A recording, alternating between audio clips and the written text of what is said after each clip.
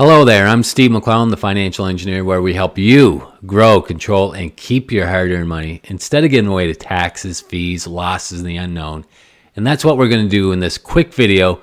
We're going to give my personal review of the 2024 Canadian budget, more specifically the tone of the budget, which was very unfriendly to business owners. And then make sure you stick around to the end, because we're going to give you specific advice on how you can keep your hard-earned money instead of giving away to the government, even after the 2024 budget. Let me share with you a personal story on how we got here today. Like several Maritimers, I had to leave to find work. I've been lucky enough to work all over Western Canada, the United States, Copenhagen, and even Siberia, Russia. When I returned home to my beloved province, I was appalled by the amount of taxes, not just the ones that came off my paycheck, but the property taxes, and I clearly remember the deed transfer tax. This was not just a financial strain, but it was impacting my family and our ability to focus on what was truly important. Did you know that taxes are your biggest expense in life? Taxes is what is keeping most Canadians from reaching and maintaining financial independence. It's my belief if we had more access to our own hard-earned money instead of giving away to taxes, fees, and loss, we'd have the ability to focus on what's truly important: our families, our careers, our health. This in turn would make our communities even better, and this is why I am so passionate on helping those that help others to reduce their taxes and keep more of their hard-earned money.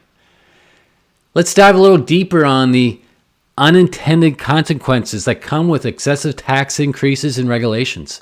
It's not just about the financial strain, but dreams are being crushed.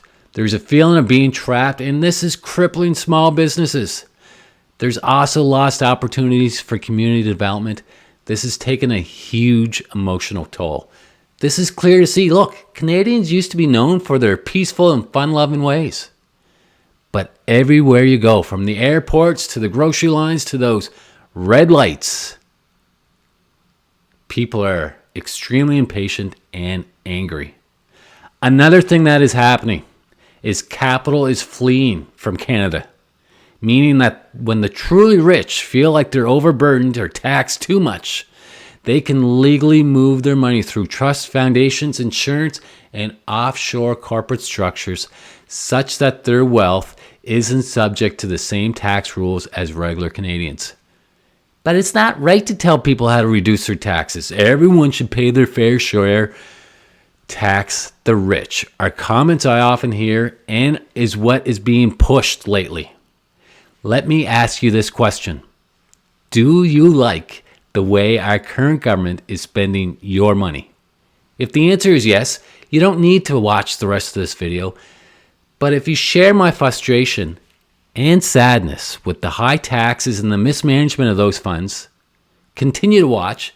And while you're at it, please give us a thumbs up, hit that subscribe button, and share with those that you care about. Look, striving for a balanced and fair tax system is necessary to inspire financial well-being, to empower dreams, and to foster a sense of freedom for the dreamers and doers, for people like us. But with the current government spending, do you feel taxes are going to continue to increase, or for some reason are they going to decrease? Tax Freedom Day, the day in Canada where you stopped working for the three levels of government, was on May 27th in 1981. It was June 19th in 2023. This was before the carbon tax and before the budget of 2024. When do you think Tax Freedom Day is going to be this year, or even next year or the year after that?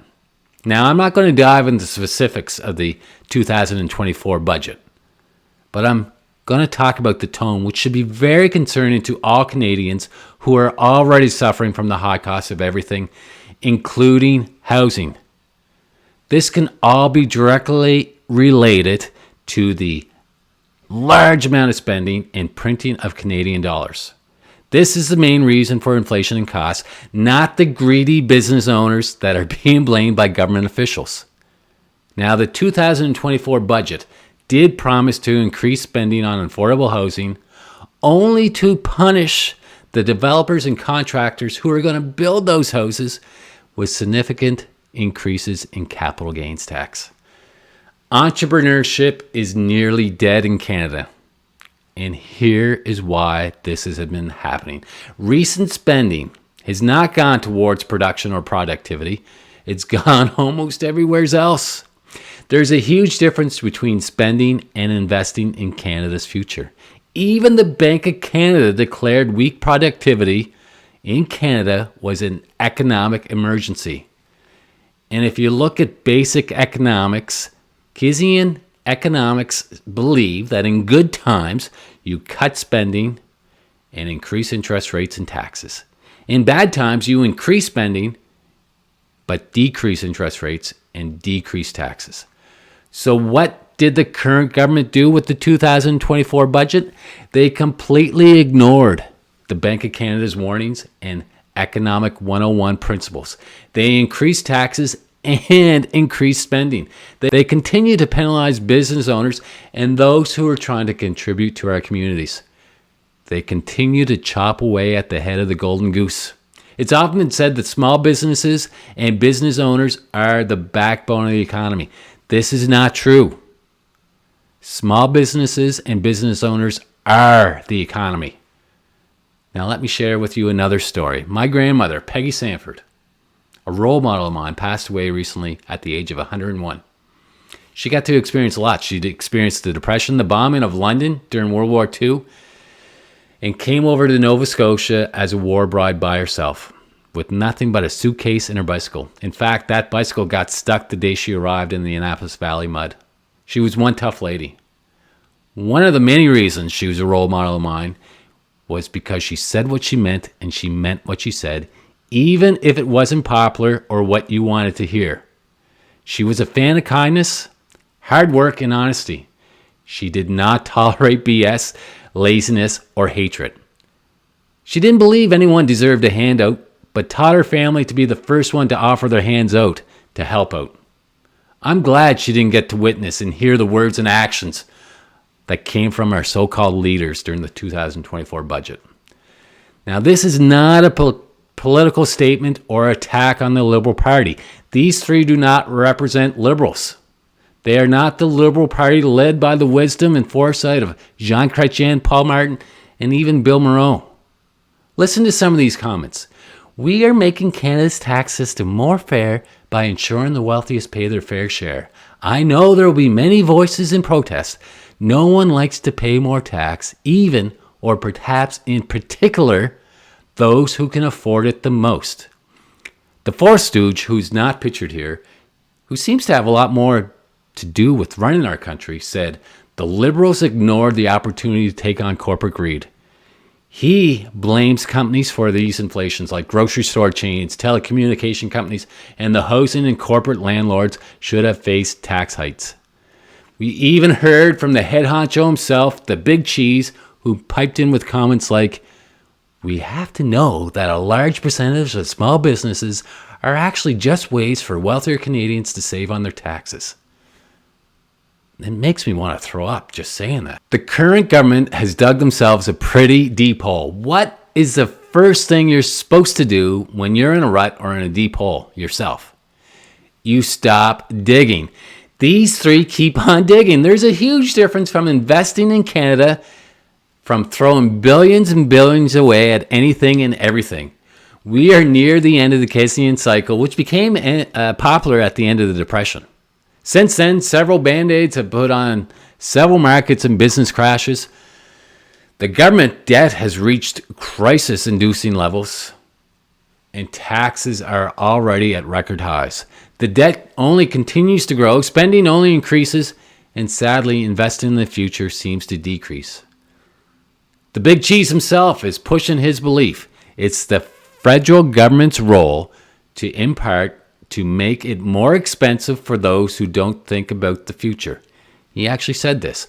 The future is going to be even more expensive for all Canadians because these characters aren't thinking about the future.